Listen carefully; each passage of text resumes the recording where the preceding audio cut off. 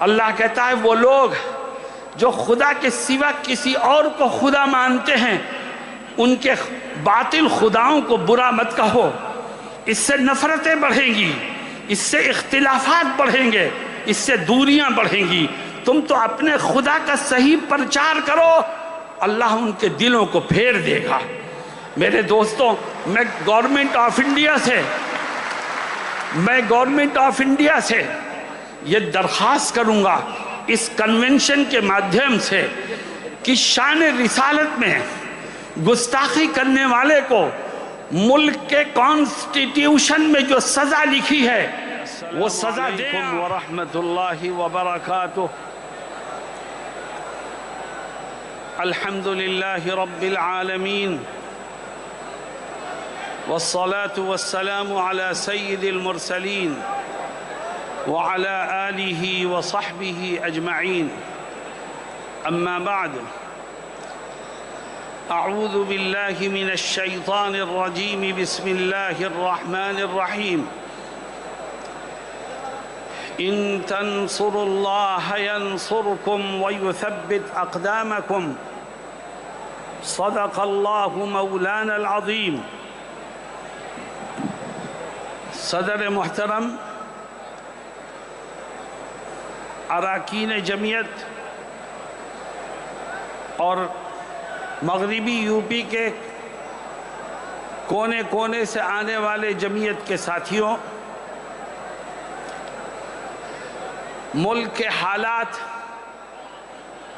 پریشان کن ضرور ہیں مگر مایوس کن نہیں ہیں۔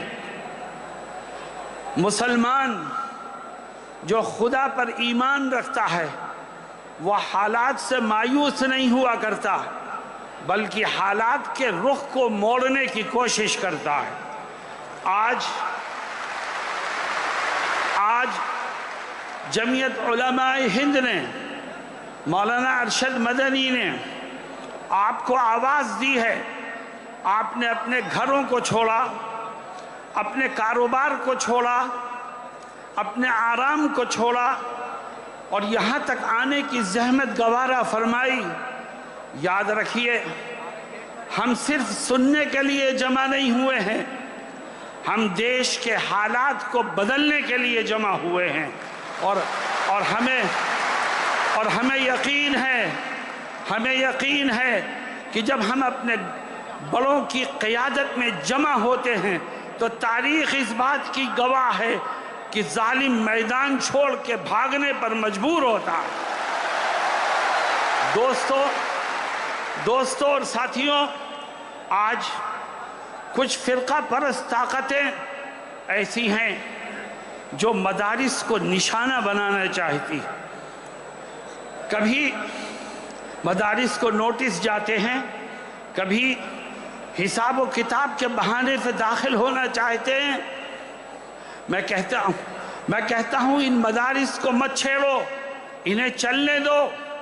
یہی وہ مدارس ہیں کہ جن کی جد و جہد سے یہ ملک آزاد ہوا ہے۔ اگر دارالعلوم دیوبند نہ ہوتا، اگر وہاں کے اکابر نہ ہوتے اور مدارس کے جوان، بوڑھے اور وابستہ لوگ ملک کی آزادی کے لیے قربانیاں نہ دیتے تو آج بھی یہ ملک غلامی کی زنجیروں میں جکڑا ہوا ہوتا۔ مدارس کے لوگوں نے آزادی وطن کے لیے پھانسی کے پھندوں کو چوما، آزادی وطن کے لیے قید و بند کی صعوبتیں برداشت کی۔ مولانا ارشد مدنی کے والد محترم مولانا حسین احمد مدنی نے اپنے استاذ محترم حضرت شیخ الہند رحمت اللہ علیہ اور اپنے ساتھیوں کے ساتھ آزادی وطن کے خاطر مالٹا کی قید میں رہ کر انگریزوں کی صعوبتیں برداشت کی، اور جب مالٹا سے آزاد ہو کر کے ہندوستان آئے تو گھر میں نہیں بیٹھے، پھر میدان عمل میں نکلے۔ کبھی نینی جیل میں بند کیا گیا، کبھی صابرمتی جیل میں بند کیا گیا، کبھی سہارنپور جیل میں بند کیا گیا، کبھی مراد آباد جیل میں بند کیا گیا، لیکن ہر طرح کی قربانی دی، مگر دیش کی آزادی کے لیے کسی سے کوئی سودا نہیں کیا۔ میرے دوستوں اور ساتھیوں، جب تک اس دھرتی پر مدرسے باقی رہیں گے، یہ دھرتی آزادی کا سانس لیتی رہے گی، اور جس دن مدرسوں کو اوپر قدغن لگانے والے کامیاب ہو گئے تو یاد رکھو اس دھرتی کا وجود بھی مٹ جائے گا۔ اس لیے میں ہندوستان کے سپریم کورٹ کے اس فیصلے کا خیر مقدم کرتا ہوں، جس کا آپ نے ابھی حضرت مولانا اسجد مدنی نائب صدر جمعیت علماء ہند کی زبانی جس کا تذکرہ سنا۔ اللہ رب العزت ہمیں صحیح رخ پر کام کرنے کی توفیق عطا فرمائے۔ مسلمانوں، آج ہمارا دل دکھا ہے، ملک کے گوشے گوشے میں نبی کریم علیہ السلام کی شان رسالت میں گستاخیاں ہو رہی، ہماری جان آپ پر فدا ہے، اور آج کوئی بھی کھڑا ہو کر نبی کی شان میں گستاخی کرتا ہے۔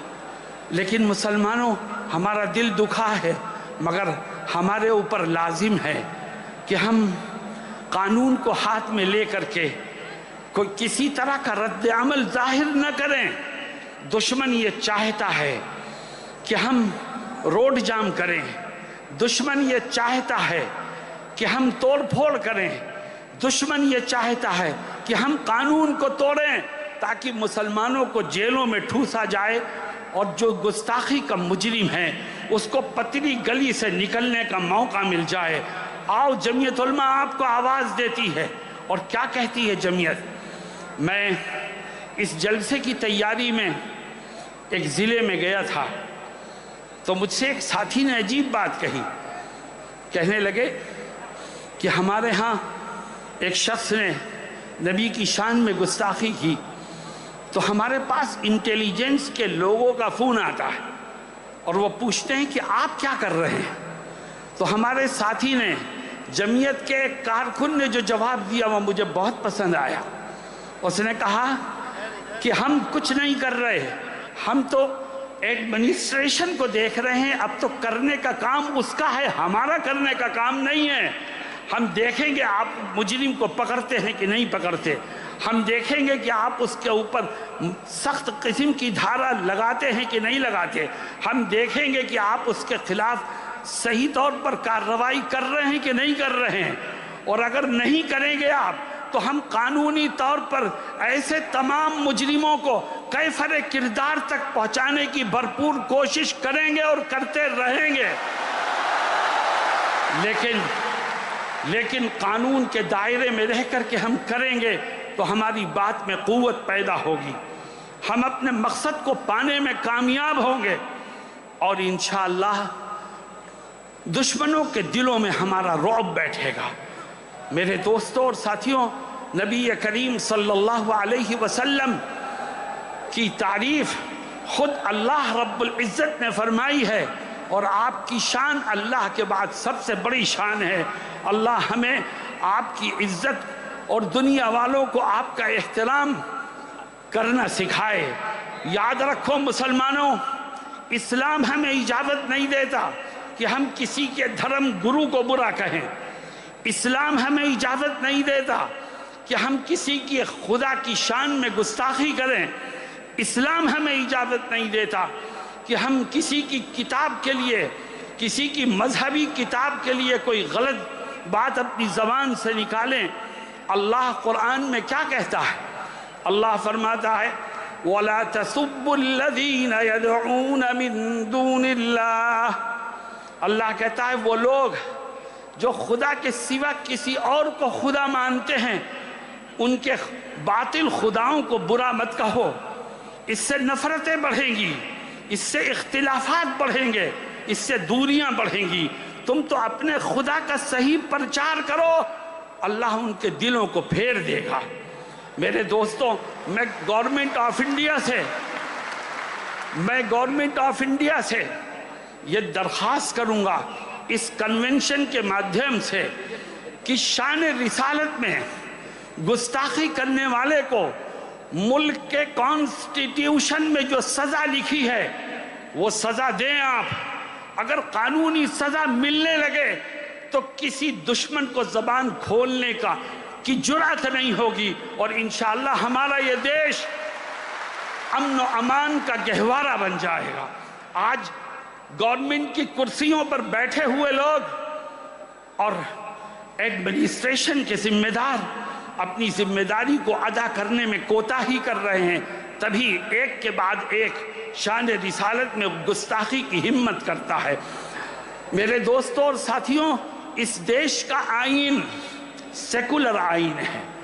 कुछ ताकतें ऐसी पैदा हो गई हैं जो इस देश के सेकुलर आईन को ख़त्म करने की बात करती है। याद रखो, अगर इस देश में हिंदू, मुसलमान, सिख और ईसाई आपस में भाई भाई बनकर रह सकता है तो वो सिर्फ इसके सेकुलर आईन की वजह से रह सकता है। जब तक सेकुलर आईन बाकी है, ये देश में हिंदू मुस्लिम की यकता भी बाकी है। जब तक सेकुलर आईन बाकी है, ये गंगा जमनी तहजीब भी बाकी है। जब तक सेकुलर आईन बाकी है तो इस देश में प्यार और मोहब्बत के दीप जलते रहेंगे। और जब इसका सेकुलर आईन खतरे में आएगा तो सिर्फ मुसलमान ही खतरे में नहीं आएगा, बल्कि ये देश खतरे में आएगा और देश की हर चीज़ ख़त्म हो जाएगी। हिंदुस्तान का जमहूरी आईन ही वो चीज़ है जिसने इस मुल्क को प्यार और मोहब्बत का नारा दिया है। हिंदुस्तान का जमहूरी आईन ही वो चीज़ है जिसकी वजह से एक तरफ मस्जिद से अल्लाह अकबर का नारा बुलंद होता है तो दूसरी तरफ मंदिर से भजन गाया जाता है। गिरजा से वो अपनी मजहबी इबादत करते हैं और सिखों के गुरुद्वारे से वहाँ मजहबी नारे लगते हैं। ये इसका एक खूबसूरत गुलदस्ता है जो मैंने आपके सामने पेश किया। जमीयत उलमा आपको आवाज़ देती है और इसलिए कि ताकि मुल्क के में रहने वालों फिरका परस्तों तक ये बात पहुंचा दी जाए कि ये मुल्क रहेगा तो जमहूरी आईन और सेकुलर दस्तूर के साथ रहेगा और हम अपने बुजुर्गों के बनाए हुए आईन से छेड़छाड़ किसी को नहीं करने देंगे। हमारे बुजुर्गों ने इसको बनाने में कुर्बानियाँ दी हैं। हम इस सेकुलर आईन की हिफाजत करेंगे इंशाअल्लाह। और आखिरी बात मुल्क में जगह जगह वक्फ प्रॉपर्टी मौजूद हैं। मुसलमानों में आपसे सवाल करता हूँ, एक वक्फ की ज़मीन है जो किसी मुसलमान ने वक्फ की है मस्जिद के लिए, या वक्फ की है मदरसे के लिए, या वक्फ की है कब्रिस्तान के लिए, या वक्फ की है गरीबों और बेवाओं की मदद के लिए। बताओ ये वक्फ प्रॉपर्टी मुसलमानों का सरमाया है कि नहीं है? हम इसमें किसी की मुदाखलत बर्दाश्त नहीं करेंगे। ये वक्फ प्रॉपर्टी मुसलमानों का सरमाया है, इसकी देख रेख भी मुसलमान ही करेगा और इससे फ़ायदा भी मुसलमान ही उठाएगा। हाँ, अगर कहीं किसी वक्फ प्रॉपर्टी के साथ छेड़छाड़ हो रही है, कोई उसका मिसयूज़ कर रहा है, कोई इसका गलत इस्तेमाल कर रहा है, तो मुल्क में कानून बना हुआ है, आप मुजरिम को पकड़ के सजा दीजिए।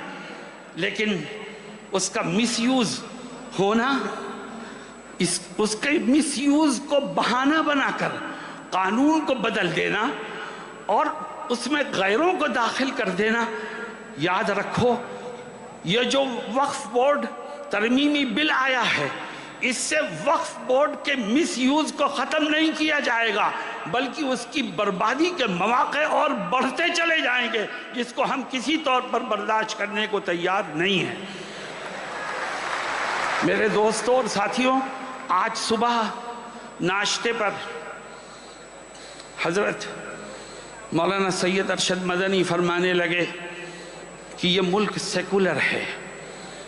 बहुत सी फ़िरका परस्त ताकतें ऐसी हैं जो यहाँ यकसा सिविल कोड लाने की कोशिश कर रही हैं। यकसा सिविल कोड का क्या मतलब? मुसलमान अपने दीन और धर्म को, अपने मजहबी और आइली कवानीन को छोड़ करके ملکی قوانین کے پابند ہوں گے، سکھ ملکی قوانین کے پابند ہوں گے، عیسائی ملکی قوانین کے پابند ہوں گے، ان کے مذہبی قوانین اور ان کا مذہبی تشخص ختم ہو جائے گا۔ مسلمانوں اعلان کرو کہ ہم اپنی ہر چیز قربان کر سکتے ہیں مگر اپنا دین و ایمان قربان کرنے کو کسی طور پر تیار نہیں ہیں۔ آج جمعیت نے آپ کو آواز دی ہے تاکہ جمعیت کی آواز میں آپ کے ذریعے قوت پیدا ہو اور ہمارا یہ پیغام ایوان اقتدار تک پہنچے، ہمارے یہ جذبات ان کے کانوں تک پہنچے اور دیش کے حالات بدلیں۔ مجھے امید ہے کہ ہم نے اور آپ نے کوشش کی ہے، کوشش کرنا ہمارا کام ہے، کامیابی دینا خدا کا کام ہے۔ انشاءاللہ وہ کامیابی دے گا اور حالات بدلیں گے۔ بس آپ ایک ہی نعرہ دیجئے کہ مولانا ارشد مدنی قلم بڑھاؤ، ہم تمہارے ساتھ ہیں۔ مولانا ارشد مدنی قلم بڑھاؤ، ہم تمہارے ساتھ ہیں۔ اللہ ہم سب کی مدد فرمائے۔ وآخر دعوانا